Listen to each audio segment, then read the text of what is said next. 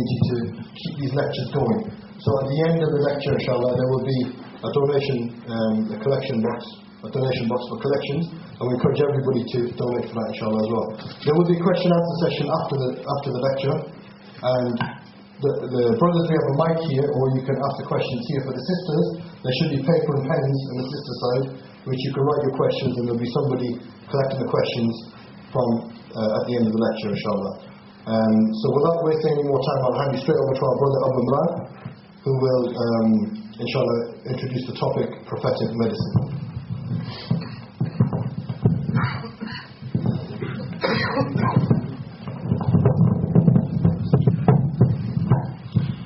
الحمد لله رب العالمين والصلاة والسلام على سيد الأنبياء والمرسلين وعلى من تبعه بإحسان إلى يوم الدين. أما بعد،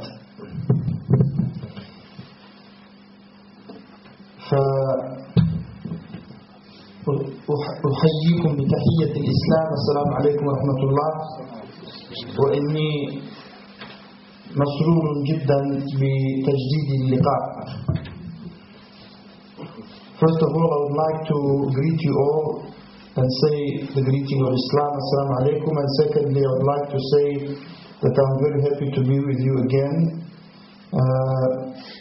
Our brother Thabib said it's special guest. It's actually special people I come to rather than special guest. It's a normal guest.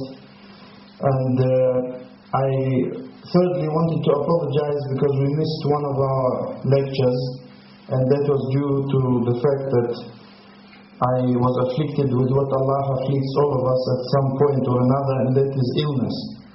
And alhamdulillah, now I can do everything that I do normally as a healthy person, lillahi alhamd. First of all, we have to know, brothers and sisters, that illness, we're talking about the whole of mankind. قال العلماء الأمراض نوعان، أمراض القلوب وأمراض الأبدان. That all illnesses in the world are divided into two big groups. Those illnesses that are to do with the hearts, and those illnesses that are to do with the body. فأمراض القلوب مرض شبهة ومرض شهوة، وذكر الله سبحانه وتعالى هذين المرضين في كتابه العزيز. The heart's diseases are subdivided into further two subcategories. Those diseases that have to do with one's desires as a human being that may not be allowed in Islam, and those desires must be satisfied in a way prescribed by Allah. And the second is the illnesses of the heart that come through and to do with doubtful matters and ideas. The second one is more dangerous than the first one. And both of them Allah mentioned in the Quran. The first one, which is the marad al-shahwa, Allah mentioned regarding the desire of zina, desire of illegal sexual intercourse outside of wedlock, or not to a slave girl, because that is permissible for a Muslim if he has a slave girl to engage in, that is a legal sexual intercourse. And also it is permissible for him to engage in sexual intercourse with his wife, as we all know. But Allah subhanahu wa ta'ala mentioned the one that is illegal when He addressed the wives of the Prophet alayhi salatu wassalam. When He said, لا تخضعن بالقول. And that means do not, and this applies to all Muslim women. And we can say to all women of the world, when you speak, do not do khudu' in your voice. And that means to show submission, because men like the woman to submit to them. Some people translate it as to say speak softly, meaning don't show submission. فَيَطْمَعَ الَّذِي فِي قَلْبِهِ مَرَضٍ. so that the person who has in his heart the disease, meaning of zina, may have some desire and wish and hope. وَقُلْنَا قَوْلًا كَرِيمًا قَوْلًا مَعْرُوفًا وَقُلْنَا قَوْلًا مَعْرُوفًا, and say a good word, which shows that the voice of a woman is not awra, unlike what some brothers try to convince us, that woman, her voice is awra, they say.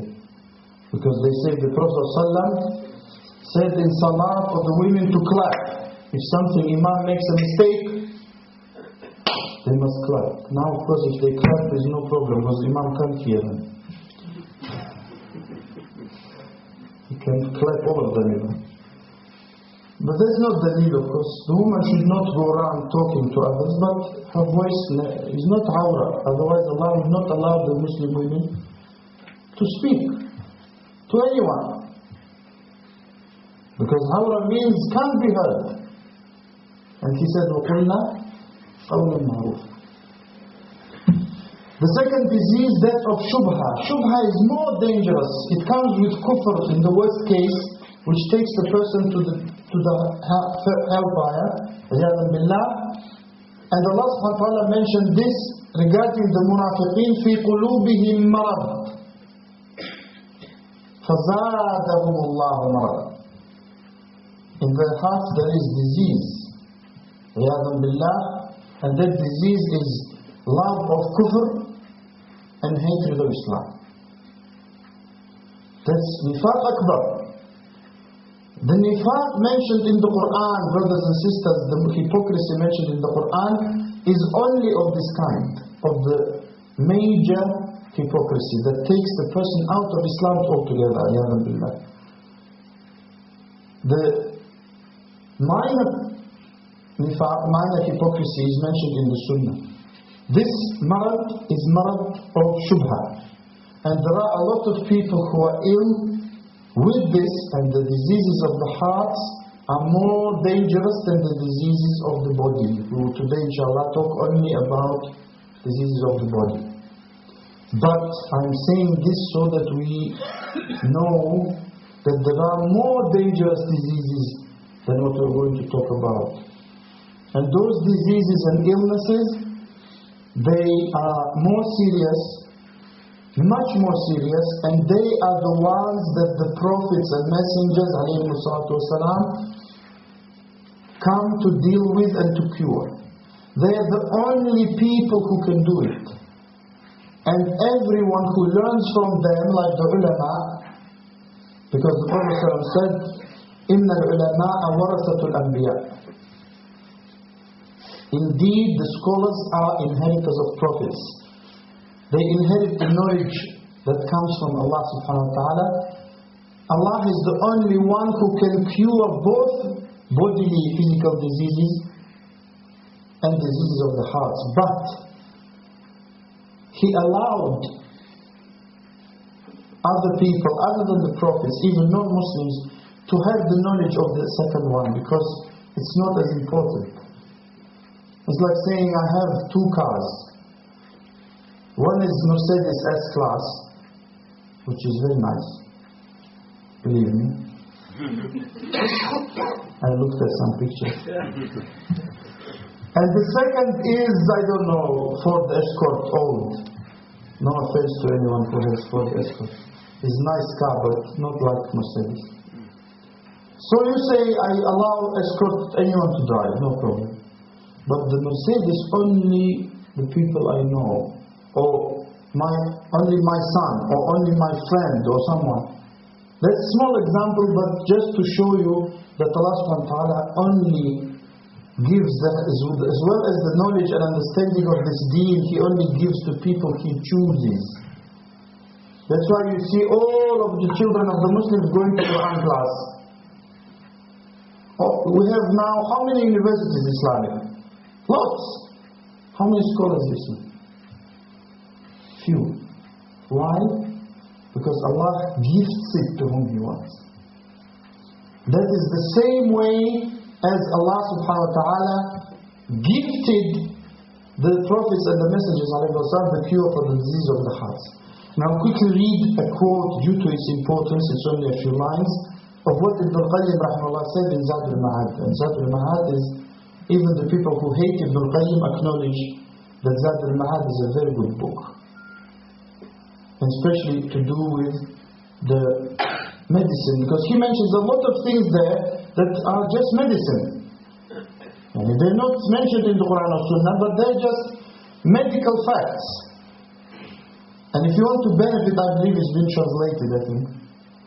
That part only, unfortunately. Because Zad al-Ma'ad, Ibn al-Qayyim rahimahullah wrote while going to Hajj. He didn't have any of his books with him, and he wrote from memory.